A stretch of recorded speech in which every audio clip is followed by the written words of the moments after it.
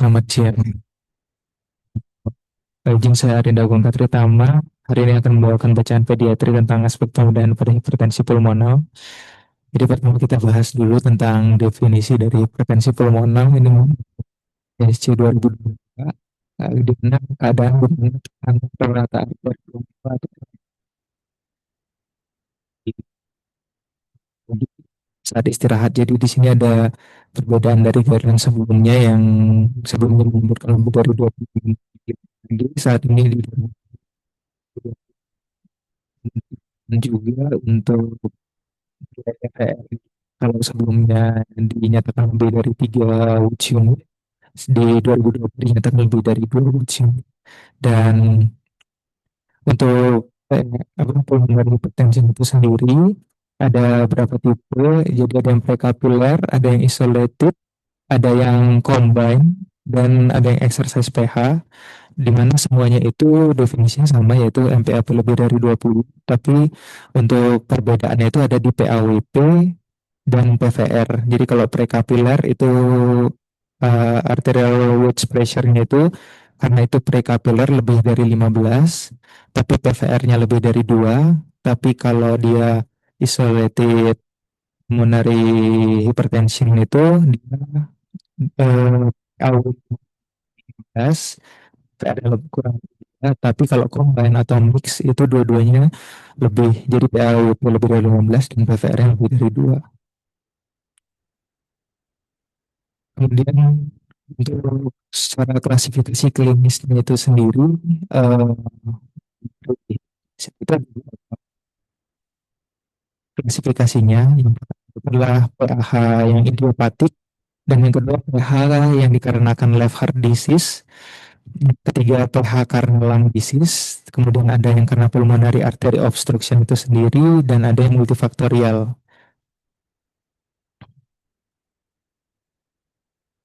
Sedikit patofisiologi. Jadi kalau di sirkulasi pulmoner itu kita tahu dia memiliki aliran yang sama dengan sirkulasi sistemik, padahal alirannya itu kan lebih kecil ya daripada sistemik.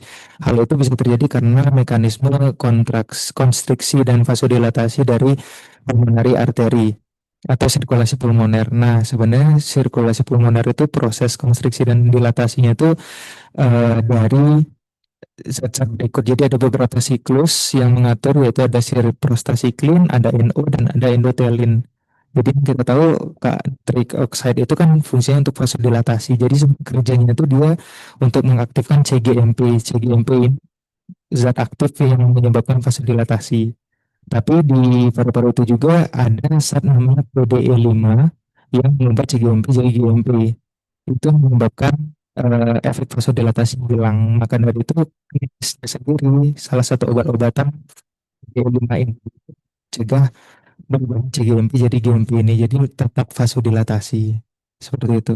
Terus ada siklus lain, ada prostacyclin. Itu adalah siklo-oksigenase, di mana prostasiklin ini fungsinya untuk mencegah, salah satunya adalah vasodilatasi sama mencegah agregasi trombosit.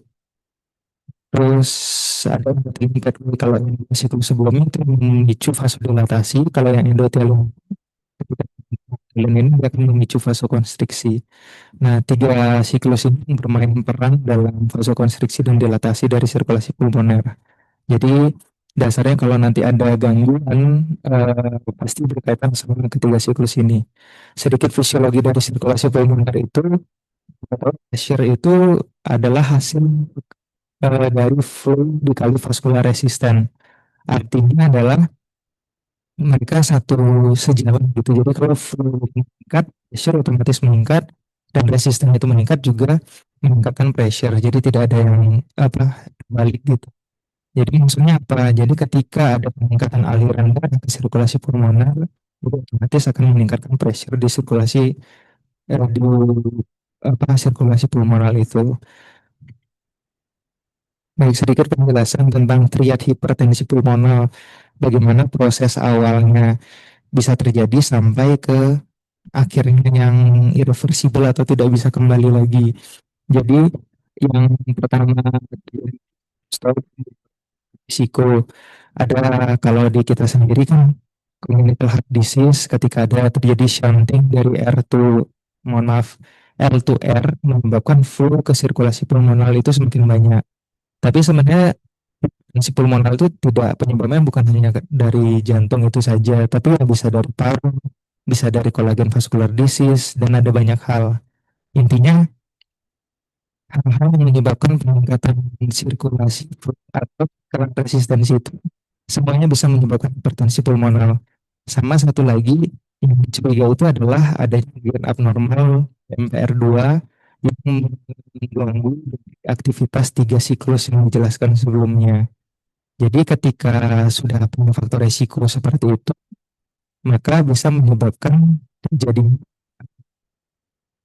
ketika misalkan ada istilah shear stress itu akan menyebabkan mekanisme berupa vasokonstriksi dari aliran darah arteri. Nah, ketika dia mulai melakukan kontraksi, otomatis lama akan terjadi remodeling. Remodeling itu nanti sel-sel yang berproliferasi, akan terbentuk fibrosis yang akan menyebabkan dan hal-hal tersebut akan menyebabkan semakin kecil, otot-ototnya itu akan semakin besar. Nah, ketika makin sempit, itu akan memicu resiko trombosis. Tapi ketika sudah di tahap akhir, itu kondisi advanced vascular lesion ini sudah irreversible atau sudah tidak bisa kembali lagi. Ketika sudah terjadi trombosis, plexiform lesion, maupun proliferasi sampai hipertrofi. Itu sedikit penjelasan awal tentang hipertensi pulmonal. Sekarang bagaimana cara mendiagnosis mengenali pasien dengan hipertensi pulmonal. Jadi ada gejala atau simptom dulu sebelum kita melihat sign-nya. Simptom itu mulai dari sesak pada saat beraktivitas, kemudian ada palpitasi, mutisis terkadang, dan ada nyeri ketika bukan nyeri, sesak ketika beraktivitas dan singkut itu adalah gejala awal yang bisa terjadi tensi pulmonal, tapi kan gejalanya tidak spesifik. Maka dari itu bisa ditambah dengan sign-nya. Jadi sign-nya itu menurut ISC itu dibagi menjadi beberapa kelompok gitu. Jadi ada sign of PH, sign of RV backward failure, sign of cross of PH gitu. Sign of PH sendiri itu bisa kalau kita periksa bisa terjadi regurgitasi. Misalkan PH kan otomatis ada volume yang banyak bisa menyebabkan hipertensi atau dilatasi akan menyebabkan regurgitasi di pulmoner maupun di trikuspid. Terus nanti kita bisa membentuk namanya sistolik murmur di trikuspid, diastolik murmur di pulmoner. Itu tanda regurgitasi dari katup-katup itu. Ada air filter heart sound seperti itu. Dan ada kalau secara logika ada hipertensi pulmoner, otomatis tekanan di bagian kanan jantung akan tinggi dan menyebabkan tanda backward failure. Backward failure itu seperti ada pelebaran dari jugular vein atau abdominal distension, hepatomegaly ascites atau lain lagi eh, beberapa sel underlying cause pH. Jadi kalau kita ingat pH itu bukan hanya dari penyakit jantung kongenital aja, jadi ada banyak. Jadi tergantung kalau dasarnya penyakit paru ya sign dari penyakit paru. Kalau yang kongenital contohnya seperti penyakit jantung bawaan ASD, VSD, PDA seperti itu bisa menyebabkan hipertensi pulmonal. Itu tadi adalah simptom dan sign-nya. Terus dari pemeriksaan penunjangnya. Untuk pemeriksaan penunjang yang cukup mudah dilakukan itu CXR. Jadi pada CXR itu ketika sudah terjadi hipertensi pulmonal, bisa terjadi kita lihat dari CSR itu ada permintaan dari arteri pulmonal sentral. Kemudian eh, jantungnya sendiri adalah pembesaran dari RV. Terus ada vaskularisasi pada bagian perifer. Berikut adalah contoh CXR dari hati pulmonal di mana corakan dari hilusnya itu tampak jelas dan kasar seperti itu. Kemudian pemeriksaan yang lagi itu berupa EKG. EKG-nya tanda-tanda gagal jantung kanan atau serangan dari jantung kanan. Contohnya apa?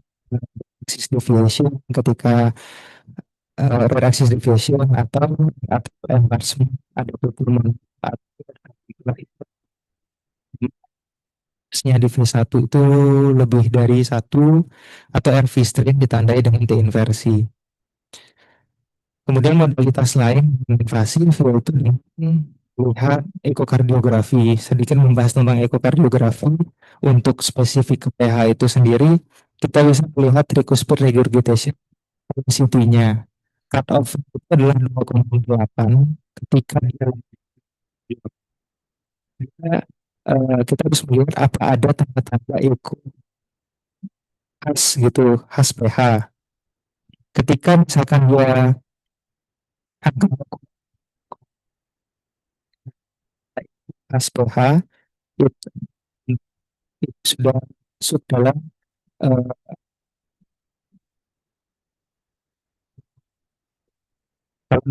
sampai 3,4 disertai dengan eko yang khas pH itu dia jadi probability high. Kalau dia lebih dari 3,4 eko tanpa berat sudah masuk dalam probability high. Selain itu kita juga harus lihat risk factor associated condition untuk PAH atau CTE-PH. Jadi kalau kita melihat underlying condition, misalkan dia memang punya PJB yang jelas, berarti maksudnya underlying cause itu jelas gitu. Itu bisa langsung menegakkan PH. Tapi gold standar untuk menegakkan PH itu tetap melewati kateterisasi jantung kanan. Jadi di sini probability kalau di echo. Pertanyaan selanjutnya mungkin apa tanda-tanda khas pH pada echo? Berikut adalah contoh-contoh tanda khas pH pada echo. Kalau kita lihat dari itu seperti RA area yang besar, right atrial area yang besar, atau ada di shape pada saat kita melihat dari pesak seperti itu. Jika sudah melihat ada tanda-tanda seperti itu, maka bisa menegakkan diagnosis dari pulmonary hypertension gitu.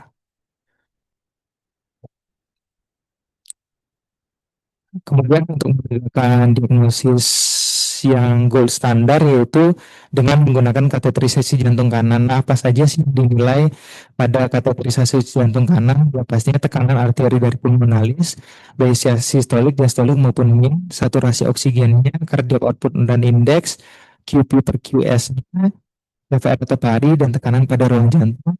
Jika didapatkan dua atau tinggi bisa dilakukan tes vasoreaktif apakah masih reaktif terhadap oksigen atau tidak seperti itu. Jadi tes vasoreaktif itu dilakukan dengan inhalasi oksigen 100% selama 10 menit.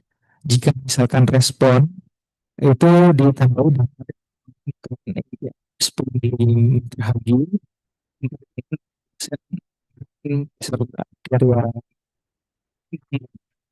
begitu. Itu bisa diberikan sinyal CCB. Tapi kalau untuk non-responder itu bisa diberikan beberapa obat-obatan siklus yang tadi dijelaskan sebelumnya. Contohnya kombinasi dari R ditambah PDE5 inhibitor seperti itu. Kalau risiko tinggi bisa menggunakan epoprostenol sebagai tambahan R atau PDE5 inhibitor.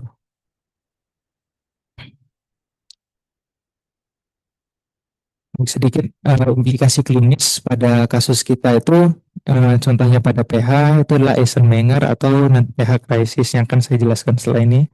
Jadi Eisenmenger itu terjadi karena ada peningkatan vaskular resisten, kemudian akhirnya muncullah shunt yang normalnya pada PJB itu left to right menjadi right to left shunt dan menyebabkan desaturasi arteri sistemik. Hal-hal yang menyebabkan Eisenmenger ini pasti lewat patofisiologi yang sebelumnya dijelaskan, mulai dari adanya shear stress, vasokonstriksi, proliferasi hingga terbentuknya fibrosis. Itu tergantung juga dari underlying cause-nya. Contohnya pada ASD maupun PSD, tergantung dari lokasi defek, ukuran defek, genetik, dan exposure lingkungan. Hal-hal ini bisa menyebabkan Eisenmenger syndrome. Berikut sedikit patofisiologinya dari yang L2 Shunt, kemudian aliran darah shear stress itu meningkat, menyebabkan disfungsi endotel, vascular resistance meningkat, akhirnya ada shunt terbalik jadi R2L. Pada kondisi ini disebut dengan Eason meningkat. Untuk itu sendiri kita bisa lakukan kan sudah tidak operasi lagi. Kita bisa lakukan adalah oksigenasi, digitalis, diuretik, antiaritmik, dan antikoagulan. Kemudian selanjutnya aplikasi klinis dari PH ini yaitu krisis hipertensi pulmonal. Jadi kondisi krisis hipertensi pulmonal komplikasi berat, ada pembuluh darah sirkulasi pulmoner reaktif. Jadi tekanan PA itu di atas tekanan dari sistemik. Disebutkan itu sering krisis hipertensi pulmonal. Tandangnya itu bisa berupa low cardiac output, bradikardi, hipertensi, penurunan saturasi seperti itu. Jadi sebenarnya sirkulasi pulmoner itu alias RV itu sendiri dia bisa bisa secara akut, maka itu bisa meningkatkan after PPR situasi itu sangat mendadak. Sempat adaptasi, tidak terjadi adaptasi yang menyebabkan akhirnya LV failure dan kolaps kardiovaskular. Tapi bagaimana kondisinya kalau misalkan kronis? Tapi kalau dia kronis perlahan-lahan ada waktu untuk adaptasi dan remodeling dari RV. Maka dari itu ada sasinya itu menyebabkan pH kronis yang akhirnya kita lihat tandanya seperti itu. Ketika serving dan preservasi fungsi sistolik dan diastolik menyebabkan ke pH kronis. Berikut sedikit skema pH krisis dan faktor risiko yang berkontribusi. Jadi pasti ada pemicu atau event dan menyebabkan peningkatan dari pulmonary artery pressure itu dan vascular resistant ke pulmoner itu menyebabkan RV failure. Nah, ketika terjadi RV failure akan ada peningkatan dari end-diastolic pressure-nya dan diastolic volume yang menyebabkan iskemi. Iskeminya ini kalau udah mengembang bisa menyebabkan aritmia. Terus bisa shunt atau ventilasi dengan perfusingnya itu mismatch yang menyebabkan hipoksia yang otomatis akan memperberat kondisi dari pulmonary artery pressure meningkat dan vascular resistance meningkat. Karena kita tahu kalau terjadi hipoksia dan asidosis itu menyebabkan peningkatan gitu. Jadi di situ kita juga bisa tahu bagaimana logikanya kita laksana dari pH. Jadi yang paling pertama yaitu bisa menggunakan oksigenasi, karena oksigenasi itu bisa memicu vasodilatasi, dan yang kedua adalah slide alkalosis dengan target pH 7,4. Alkalosis itu bisa menurunkan vascular resistan dan bisa berkonsentrasi, dan yang terakhir bisa manajemen cairan. Sehingga dan terakhir adalah kelima adalah farmakoterapi untuk menurunkan. Saya jelaskan sebelumnya di awal tadi cara memanipulasi dari siklus-siklus di hipertensi pulmonal itu. Contohnya tadi inhalasi NO menyebabkan vasodilatasi, prostanoid IV yang memicu siklus prostasiklin, NO dan CD5 inhibitornya yang memicu vasodilatasi dari lewat jalur CGMP seperti itu.